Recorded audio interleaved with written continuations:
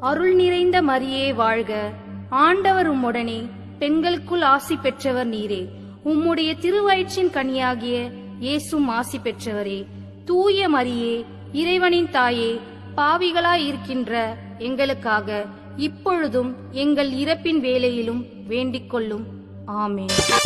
அலங்கார பீடம், மணியான வாசல், அமைதியின் வடிவம், மாதாவின் ரூபம், ஏழு கண்ணாடியில் தாய் முகம் கண்டால் எல்லாம் கூடுமடா. ஏழு கண்ணாடியில் தாய் முகம் கண்டால் எல்லாம் கூடுமடா. மாதா உள்ளத்தின் கீதமடா. சத்திய தாயின் திருப்பாதம்